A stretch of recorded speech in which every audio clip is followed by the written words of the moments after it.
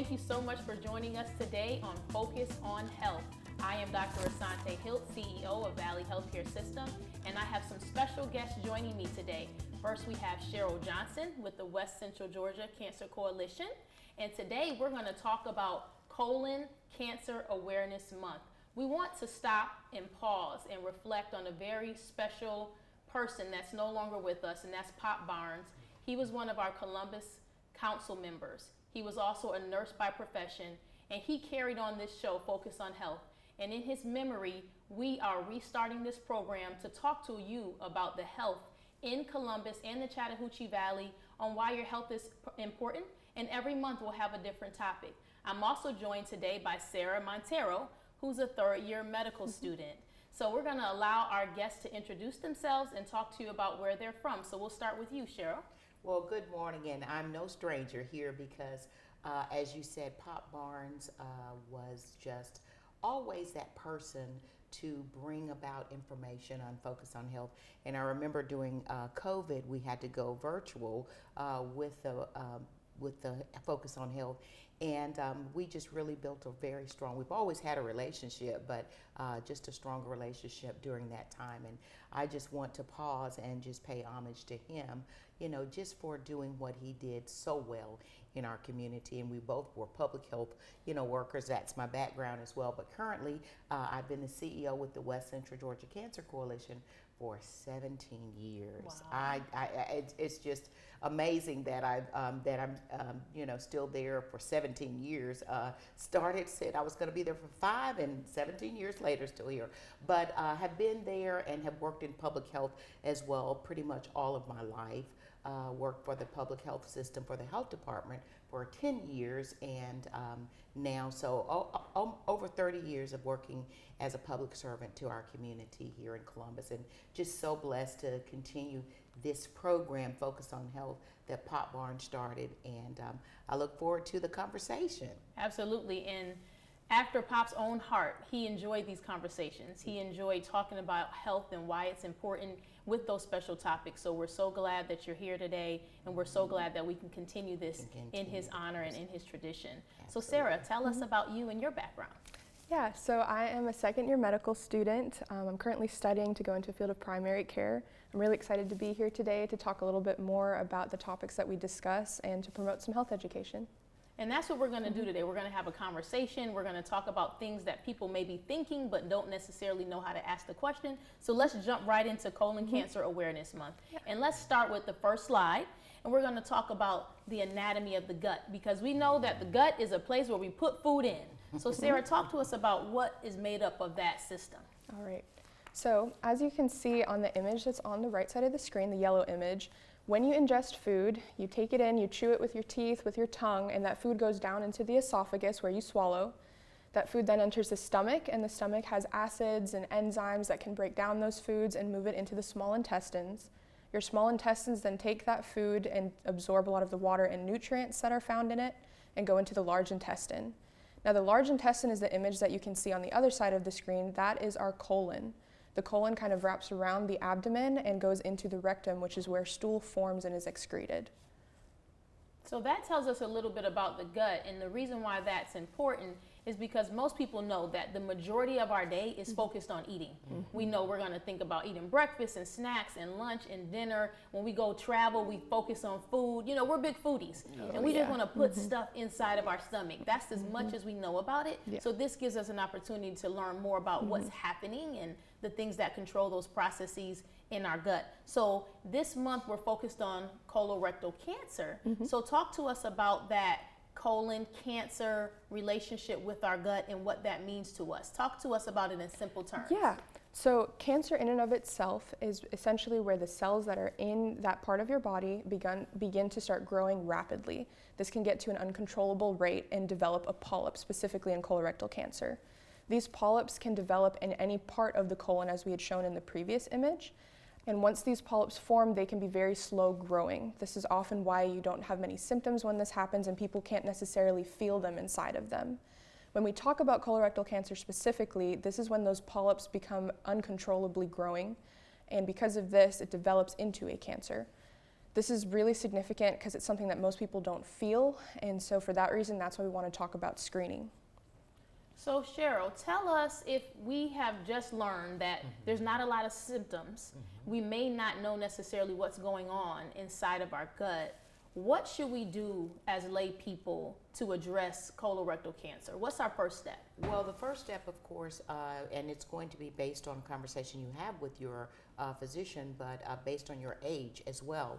We provide free screenings in collaboration with healthcare providers here, and that's for a person who's uninsured or underinsured. But there's the FIT kit and the FOBT and the colonoscopy, and there are resources available for those persons who don't have insurance, who need a colonoscopy. We can connect them. We can get them connected and linked together with that. But the key thing is screening, getting a screening done. And I know during this month of March, we've collaborated with Valley Healthcare, and we were on site providing those free FIT kits, the stool-based kits for a person to get a screening. So how does somebody get in touch with West Central Georgia Cancer Coalition to get access to those resources? They can call us at 706-660-0317 and ask for Geraldine Malone. She is our community health manager, and she manages all of the community programs. We're, have those FIT kits available to give to someone. We've also working with Piedmont Healthcare with the John B. Ames Cancer Center to get those FIT kits provided in the community. And so we're that collaborative link getting persons connected. So if they, again, need one, they can call 706-660-0317, and we'll make sure we get them what they need. Thank you so much for that, because having access to those resources, Absolutely. knowing who to call to ask questions, understanding how to get the screening supplies is super important for those who live in our community. Absolutely. So colorectal cancer and a myriad of other things that we have to focus on in our health, why is this so important? Like, what's the impact? Talk to us about some statistics and data on where does this fall in the priority list? Yeah, so when we talk about colorectal cancer, this is actually the third most common cancer in the world globally. In the United States specifically, it's actually the fourth most common cancer. So this is pretty prevalent when you think about it in terms of the general population. Okay, awesome. So that means we should pay attention to it. So on the next slide, we have some information about why this is important in the area that we live in Columbus, Georgia. Can you talk to us about how many people are impacted here in our community? So can we go to the next slide?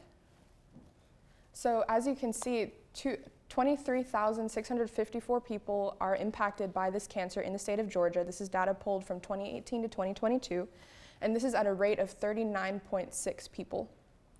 When you consider the amount of mortality or death that occurs in regard to this cancer, that's 8,102 people from 2018 to 2022 data, which is a rate of 13.7 out of 100,000 people from data pulled from the Department of Public Health.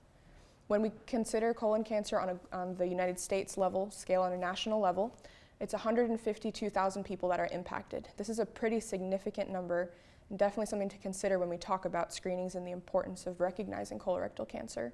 In terms of the people who have passed from this cancer, it's 53,000, which is also very significant and is something that can be prevented. That's the most important thing that you just said. This can be prevented. The numbers are large, but we want to take charge and do something about it so that we're not counted in those numbers. Thank you so much for sharing that. We're going to take a quick break, and we'll be right back with Focus on Health. Hi there, everybody in Columbus, Georgia. Deborah Roberts here on the 2020 set, getting ready for our program tonight. But I wanted to take a minute to say it is an absolute privilege to serve as one of the honorary chairs for the Liberty Theater Centennial Gala. This iconic venue has hosted legendary performers who have shared the landscape and shaped the landscape there with music and entertainment. The energy, of course, of Duke Ellington and the electrifying performances of Cab Calloway right there on the Liberty stage. These artists, among many others, have contributed to the rich legacy of the Liberty Theater, as so many of you know. Each performance has been a celebration of talent, of creativity, and the unifying power of music. So, as we commemorate this incredible centennial milestone, we want to invite all of you to be a part of this celebration. And it's not just about honoring the past, it's also about ensuring a vibrant future as we reimagine the rebirth of this historic Liberty Theater. The most important thing you all can do right now is to purchase tickets for the gala. It's going to be held on Friday, April 11th, and this is your chance to join in on a night filled with entertainment, memories, and a tribute to the legacy of this amazing venue. So don't miss out, get your tickets, and all of us should just come together to celebrate 100 years of unforgettable performances and community spirit. So let's make this a night to remember, and I just want to wish you all the best as we link arms for the Liberty Theater. And welcome back to Focus on Health. I am Dr. Asante Hiltz, and I'm joined today by Cheryl Johnson and Sarah Montero, and we were just talking about how colorectal cancer is impacting us right here in Columbus, Georgia, in Muskogee County. So Sarah, can you just tell us right here locally, how many people are being impacted by colorectal cancer? Yeah, Dr. Hiltz. So that actually is something that we have some research on. So looking at this current slide, you can see in the top line there's the state of Georgia and those statistics. Below that you can see Muskogee County statistics that are highlighted with blue circles. In our county, we have 483 cases compared to the state of Georgia, and of course when you look at the rate, that's a good proportion to compare. We're at 43.9 as a rate compared to the state as 39.6. This is pretty significant since we have a higher rate than the rest of the state just from our county. All right, and just like the name of our show implies, Focus on Health, we really want to focus and hone in to say, what can I do to change, or what do I need to focus on so I'm not counting in that numbers? So talk to us about the risk factors, like what puts me at risk for colorectal cancer? So there are several different factors that can increase your chance of developing colorectal cancer. Some of that can include your lifestyle factors. So are you eating a healthy diet? Is it something that's high in fiber, or is it something that's high in fats or alcohol? We also want to avoid using tobacco because that can increase your risk as well. In terms of family history, that's another thing that can play a role. Oftentimes, if you have a family member, your mother, your father, a grandparent, a cousin who had a chance of colon cancer or was diagnosed with colon cancer in the past, that can increase your risk of developing colon cancer by about 25%. On top of this, if you have a previously diagnosed inflammatory bowel condition, this can be things like ulcerative colitis or Crohn's disease. These can also increase your risk of developing the cancer because, like we talked about before, the inflammation that can occur in your stomach, in your gut, that can increase your risk of developing those polyps.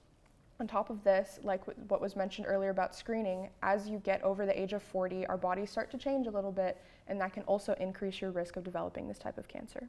So based on that, let's say if I'm that person who's over 40 years old and I'm not eating a lot of fruits and vegetables, and I know that I have a family history of colon cancer, thinking about this, Ms. Cheryl, what should I be doing to take some action for that? Get a screening. Get that fit kit done, and it can be done in the privacy of your home, or it will be done in the privacy of your home. You get that small fit kit, and I should have brought an example. I didn't think about that, but it's done there. You send it off, and you get the results back, and you'll confer with your your healthcare provider, your primary care doctor, to determine if there was, cause to go to the next phase, which would be a colonoscopy at that age. And where can someone call to get that information so that they can get that fit kit, or at least learn about next steps to acquiring one? Next steps, you can call the West Central Georgia Cancer Coalition, and our phone number is 706-660-0317, and we will get you connected to the right place. And if they don't have a healthcare provider, that's another thing we do, because we collaborate with Valley, and we'll provide that information to them if they don't have a healthcare provider. If it's someone new who's just moving to town and they're just trying to make sure all of the healthcare is taken care of, and they hear this on the TV, and then we'll get them connected to Valley or to another entity that of their choosing. And we were so excited at Valley Healthcare System to know that West Central Georgia Cancer Coalition had this opportunity, because we had you all come in and set up a table in our lobby in both of our clinic sites to offer these screenings for our patients or for anyone else who wanted that service. So we're so grateful for you for that. Thank you. And we've been doing this type of collaboration for over 10 years with various healthcare providers in our community, and it's just so important for the citizens to know about your health and to be aware and to just listen to your body. And as she said earlier, it's asymptomatic, so if you don't know, you won't know. And then if it's too late, and once you get the polyps, then there's the potentiality for cancer. And then we have other resources available to help with that as well, So once once- cancer is determined. So before the cancer, because we're trying to prevent, Sure. once we recognize that we have some of those risk factors that Sarah talked about, we know we're high risk, and you talked about, Cheryl, listening to our body. So Sarah, talk to us about what some of those symptoms are, and we can put a slide up to show what should we be paying attention to. Yeah, so there are different things, of course, as we had mentioned and emphasized that this is asymptomatic. Once you start developing those polyps and they can impact your colon, there's some symptoms that you may be experiencing. So some could include weight loss, fever, night sweats. You could have some more fatigue or some abdominal pain. These are all symptoms that could be associated with other things. However, this should be out of the ordinary, something new that you suddenly are feeling. On top of this, it's important to pay attention to your bowel habits, the way that your stool looks. You can see at the bottom of the slide, there's the Bristol stool chart. In this chart, you can kind of see what the green ones are, the type 3, type 4, and type 5, and these are kind of the more normal range. If over a period of a few days you start to see a drastic difference in the way that your stool looks, that can also be a sign of concern and something to speak with your provider about as well. If you ever have an incidence of blood that's in your stool or really dark stools, that's also something that's definitely worth bringing up to your healthcare provider just to start talking about what this could mean and if there is potential that you need to get screened for colon cancer. Wonderful. And we want to look at how can we take action. And we know that screening is an action. We know that West Central Georgia has those screening opportunities for us. So what are the type of screenings that are out there? Yeah, so there's quite a few different types of screenings out there currently. I know earlier that we had mentioned the FIT test, and that's one of the ones that you can take home with you or have done in clinic. There's also the Cologuard tests as well. Those ones can be done every 3 years, which is where you will collect a fecal sample, put it in a tube, and then they can send that off to a lab to identify any inflammatory markers or any markers of the cancer. But of course, the gold standard for any type of screening is the colonoscopy. And that is the one that is done for most people about every 10 years. Most people get screened at about the age of 45, since we said your risk increases after the age of 40. However, if you have a family history of colon cancer, it's important to talk to your doctor about that and what that could mean, because oftentimes that would indicate that you need to receive screening about 10 years earlier than when you would typically get screened because of that family history and that risk. Okay, so we got the scientific stuff. We know that these tests are out there, but let's do real talk for a second. Yeah, and People are afraid of the colonoscopy, they Cheryl. are. Help us out. Well, and I'm glad she said that, because, you know, there are family members that end up having, you know, various issues, and then as a sibling or as a child, you need to get tested. But the best thing about the colonoscopy is they put you to sleep.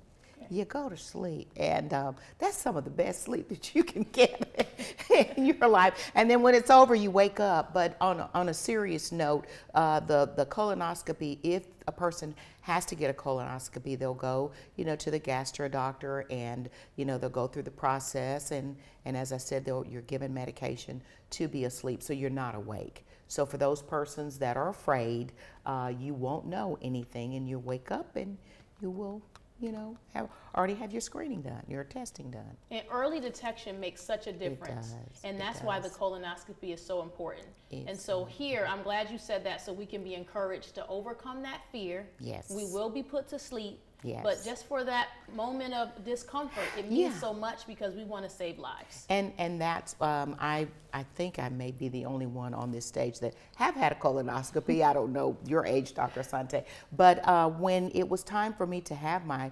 colonoscopy done, it was at the age of 50, where it was recommended for me to get the FIT. But now I think the age has decreased because of, you know, research and what have you. But I was a little afraid to tell the community. I was a little afraid.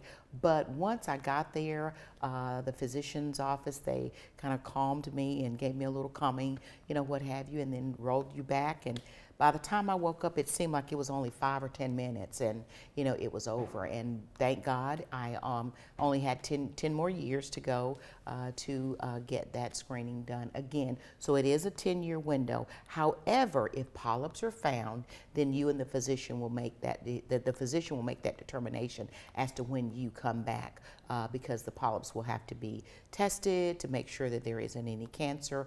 Precancerous tumors is what it's called. So it's not that difficult. It's if anyone can do it, I can do it. Anyone can do it, because I'm afraid of needles. I will say that, and just afraid of going to sleep. But it's the best sleep. Oh my goodness. Well, thank you for that encouragement, because we need it, and we want our community to be healthy, Right, and we sure. know that's the step to get there. So on this next slide, we're just going to show some visual aspects of those tests. Of how So they- Sarah, walk us through what some of those tests look like. So the colonoscopy is one that we have talked about a little bit today. That's the one that's on the top left of the screen. You can see it's a camera that's basically inserted into the rectum and then goes up and through that area of the colon, and that camera can go through and see exactly where those polyps are. And like what was mentioned just now, if there's a precancerous polyp, they can go ahead and remove that right then and there. And that completely takes away the cancer then, or any chance of developing cancer from there as well too. This is why the colonoscopy is the gold standard for this screening. Some other ones that we had talked about was the FIT test, and then there's also the fecal occult blood test. These two are other screenings that can be done in-house with your healthcare provider, or you can take them with you. It's just a quick swab. And then there's the stool DNA test, which is the Cologuard, and that is another one that we had talked about earlier. Those Cologuard screens just collect a fecal sample, a stool sample, and they send it off to a lab and they do an analysis of that. Now, colonoscopies go through the entire segment of the colon. Another option in regard to this is the flexible sigmoidoscopy. That sounds like a really big word. The sigmoidoscopy is actually specifically looking at one part of the colon, the sigmoid colon, which you can see on the bottom part of that image. That's one of the areas that colon cancer is most commonly found. So this is another alternate method of screening as well. Now, in some situations, if someone can't get a colonoscopy, they can undergo a CT scan. And this will basically take pictures of the abdomen to get a better idea of whether there is any chance for polyps to develop or any current polyps present in the abdomen or colon. That helps us so much because we are visual learners. So we need to see what's going to happen to my body when I go under, as Cheryl said, what's going to happen, what's that process looks like. So thank you for making it real for us and giving us that visual aspect. So now we know that we in the Chattahoochee Valley, we're people of action.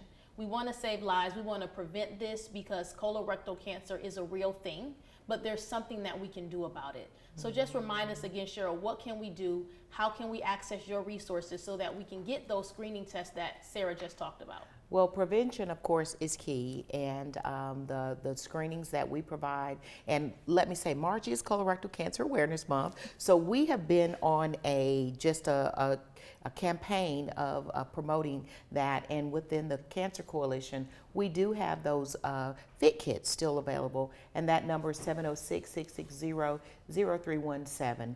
If there is a person who perhaps had a family member and who had colon cancer, a mother, father, sibling, and they don't have any insurance and they're in need of a colonoscopy, we can get them connected to a program that's called Surgery on Sunday. Surgery's not on Sunday, but that's the name of the program.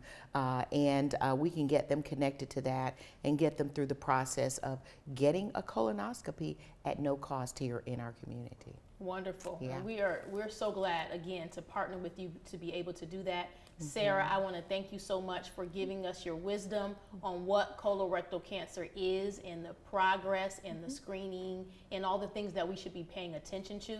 And I want to thank you, Cheryl, so much for sharing the resources and the access to screening and partnerships with the community organizations who can help us, including Valley Healthcare. So thank you for partnering with us. And for those of you who are watching, again, in honor of our cherished friend, Pop Barnes, thank you for joining us on Focus on Health, and we'll see you at our next show.